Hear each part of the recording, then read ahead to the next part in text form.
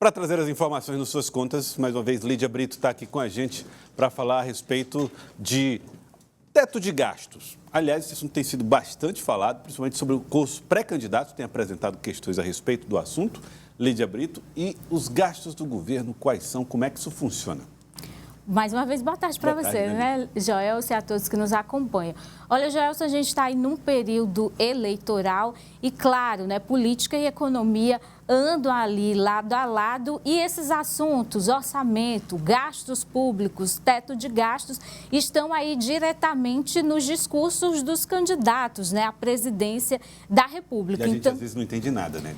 A gente tem dificuldades às vezes, Joelson, de entender, né, muito dessas questões da economia. E aí a gente vê notícias como essa recentemente que o governo federal anuncia cortes, né, de gastos e aí pastas essenciais, como a saúde e a educação, vão ser aí alvos de cortes, né, expressivos dentro dos seus orçamentos. Mas para a gente entender, Joelson, essa questão do orçamento, de cortes, gastos, é preciso a gente entender como é que o governo gasta, né? E aqui a gente trouxe aqui uma tabela que nos ajuda a entender um pouco de como é que ocorrem os gastos do governo federal. O governo federal tem ali os seus gastos obrigatórios e os discricionários. Os obrigatórios, né, são ali o salário do funcionalismo, né, tem que ser pago ali mês a mês, as aposentadorias, os benefícios sociais e também aquelas transferências, né, obrigatórias para os estados e os municípios. Tem os gastos, por outro lado, discricionários, né, que a gente tem aí na próxima tabela. Na próxima tela, e que mostra aí, por exemplo, a questão dos gastos com a saúde, educação e infraestrutura, né? Isso significa, Joelson, que são aqueles gastos que o governo tem uma maior flexibilidade para decidir como vai investir esses recursos, né? No caso da saúde, o governo vai decidir como modernizar hospitais, né? Educação, investimentos em ciência, né? Em tecnologia, infraestrutura, vai fazer uma ponte, não vai fazer uma estrada. Então, o governo tem uma maior flexibilidade com relação aos gastos que são realizados nessas áreas. E aí, Joelson, a gente vê, né, falando, a notícia da economia nos últimos dias tem sido: o governo vai cortar os gastos na educação e na saúde para não furar o chamado teto de gastos, né? E aí é um desses conceitos, né, que a gente fica se perguntando o que é esse teto de gastos, como é que isso interfere na nossa vida, né?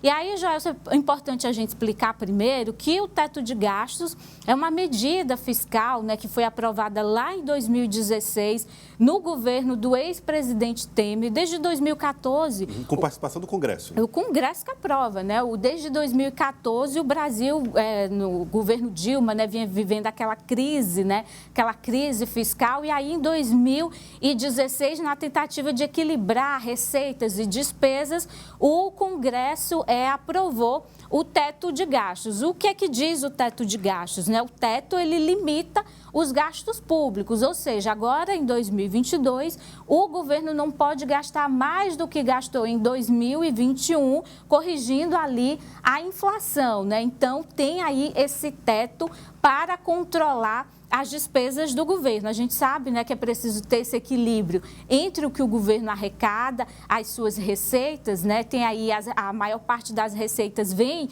dos tributos, né? Impostos, taxas. Tem também aquelas receitas que vêm ali por exemplo, privatizações, concessões, mas é preciso ter esse equilíbrio ali entre as receitas e as despesas. E então, o teto de gastos, ele vem para controlar, Joelson, dar esse equilíbrio fiscal para o país. Mas aí a grande pergunta que a gente faz é essa aqui, né, que já está na tela, né? Como é que o teto de gastos, ele impacta diretamente na nossa vida, né? Então, a gente vai entender agora por que todos os candidatos falam desse teto de gastos. Quem é que vai nos ajudar a responder? A gente conversou com um economista, né, e professor Givago Gonçalves, e ele explica para a gente, então, como é que o teto de gastos interfere diretamente na nossa vida. Vamos ver. o governo adotou a regra fiscal chamada de teto de gastos. O que é que essa regra diz? Ela impõe um limite para o crescimento no gasto público. O gasto público, agora, o seu crescimento estará balizado pela taxa de inflação do ano anterior, ou seja, se a inflação do ano passado foi de 10%, o gasto público deste ano só poderá crescer no máximo 10% também. Eu acredito que o teto de gastos deve ser mantido. Atualmente, mais de 90 países no mundo todo adotam pelo menos um tipo de regra fiscal. Essas regras fiscais, elas permitem o controle do gasto público, um melhor gasto público, um gasto público com mais eficiência, permite também que as taxas de juros e taxas de inflação permaneçam em taxas mais baixas e provocam um maior crescimento econômico a longo prazo. O teto de gastos ele permite programações e controle de algumas questões que afetam o brasileiro, né? Como inflação, por exemplo.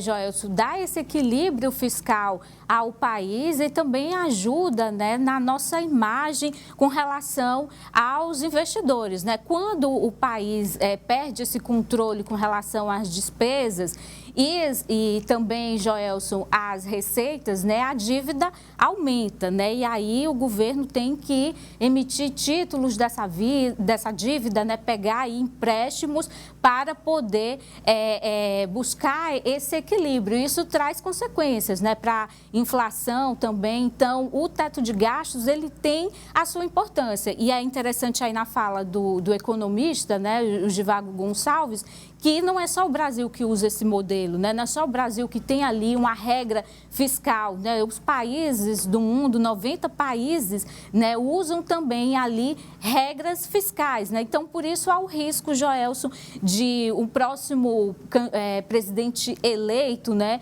que colocar aí a extinção desse teto de gastos, porque isso interfere também na imagem do país, né, principalmente com os investidores, né? Você falou a respeito de gastos discricionários. Sobre saúde e educação, há possibilidade de cortes na saúde e educação? O que ele fala a respeito disso, Lídia? O governo, o Ministério, né, da Economia anunciou, Joelson, já a previsão de fato desses cortes, e o professor explica para a gente por que saúde e educação são áreas tão importantes e essenciais, mas mesmo assim são sempre alvos de cortes quando o orçamento aperta. Vamos ver. Em saúde são as áreas mais afetadas porque são as áreas que têm maior orçamento. Então, você pega, por exemplo, a questão da área social, pagamento de benefícios sociais, tem um orçamento bem menor. Então, se você cortar esses benefícios sociais, como o Auxílio Brasil, por exemplo, o impacto negativo na nossa sociedade é muito grande. Então, acaba que se prefere cortar naquelas áreas que têm uma maior dotação orçamentária, que é, no caso, a educação e saúde. A gente tem um problema de que o que o país arrecada hoje não é suficiente para cobrir todas as suas despesas, com pagamento do funcionalismo público, pensões, aposentadorias, manutenção da máquina pública, pagamento de subsídios e transferências. Bom, aí está naquele grupo mais discricionário do governo, onde o governo tem autorização, mais flexibilidade para tirar e colocar recursos, né, Lídia? Agora, com o aumento da arrecadação, por que cortes, Lídia? Joelson, a gente vem de uma das maiores crises mundiais, né, que é a pandemia. Os governos no mundo todo tiveram que aumentar os seus gastos, né, principalmente os gastos sociais, com auxílios, né, para a população que foi diretamente afetada pelos lockdowns, né, essa questão toda da pandemia. E o professor explica para a gente, né, então, por que mesmo com esse aumento da arrecadação, há ainda esse déficit. É bem verdade que a arrecadação tributária cresceu, Ano passado, o governo federal bateu recorde na arrecadação tributária, arrecadando 1,8 trilhão de reais. Mas também é verdade que não apenas a arrecadação tributária aumentou, mas o gasto público também aumentou, e ele aumentou por conta da pandemia. Isso não apenas no Brasil, mas no mundo todo. Então os governos se viram na necessidade, não apenas na necessidade, mas na obrigação de ajudar a população. Então nós tivemos aí concessão de crédito, com taxas de juros camarada para o setor empresarial, o governo fazendo renúncias fiscais, dando subsídios, também ajudando as famílias através de transferência de renda. É verdade que a arrecadação tributária aumentou? Mas também é verdade que o gasto público aumentou substancialmente por conta da pandemia. Os remédios contra a pandemia custaram caro nesse controle de gastos, né, Lídia? Continuam custando, né, Joelson? A gente vê que todo esse momento, né, essa crise que a gente ainda vive, tem consequências ali diretas na pandemia, né? O governo teve que encontrar formas naquele período, né, de dar aí assistência à população mais afetada, que sofreu mais diretamente a crise econômica que a pandemia provocou, né? Então, as famílias de baixa renda, elas tiveram que receber ali os auxílios, e aí veio, né, o auxílio emergencial. Isso tudo é gastos, né? Aumenta aí os gastos do governo, e mesmo a arrecadação tendo esse aumento significativo, ainda se tem esse desequilíbrio, porque a gente vive ainda as consequências da pandemia, que não acabou, né? E aí vem a outra questão: como é que fica o cenário para 2023 em relação a essa questão? Ainda será de crise fiscal? A gente vê análises, né, Joelson, aí de um 2023 nebuloso, né? Há quem fale que 2023 vai ser um ano bastante difícil para o país, independente de quem foi eleito o presidente da República, e a gente vê aí a análise, né, do professor e economista com relação ao cenário fiscal do Brasil para 2023. Ainda não conseguimos converter esse déficit em um superávit em virtude da pandemia, que provocou um grande aumento no gasto público. Se não fosse a pandemia, certamente o déficit fiscal já teria sido convertido em um superávit. Mas os déficits, eles vêm diminuindo, e a relação dívida-PIB, ela vem se mantendo mais ou menos estagnada nos últimos anos, que é uma medida bastante importante. O mais importante é verificar que nos últimos meses as principais variáveis macroeconômicas vêm melhorando. O desemprego vem diminuindo, a inflação vem diminuindo. Hoje, atualmente, a previsão para a inflação deste ano é de pouco mais de 7%. E a tendência é que nos próximos meses essa previsão continue caindo, a economia vem se acelerando. Então, a tendência é que a arrecadação tributária aumente ainda mais e que o déficit fiscal caia. Bom, parece um cenário bem positivo, Lídia, mas fica uma questão inevitável. O futuro presidente da República, ou o futuro governo do presidente reeleito, tem que pensar na manutenção desse teto de gastos ou não? O que isso mudaria?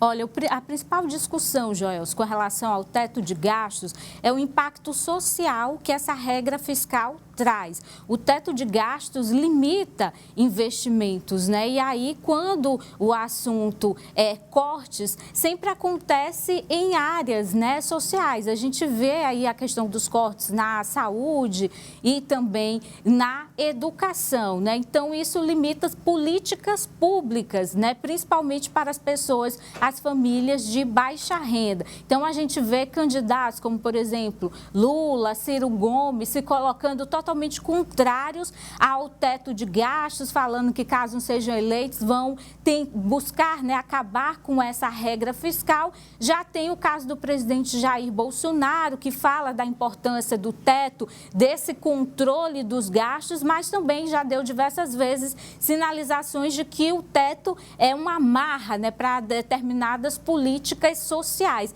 Então, Joelson, a principal discussão com relação ao teto de gastos é principalmente o impacto social que essa medida fiscal traz para o país e principalmente o impacto para as pessoas de baixa renda.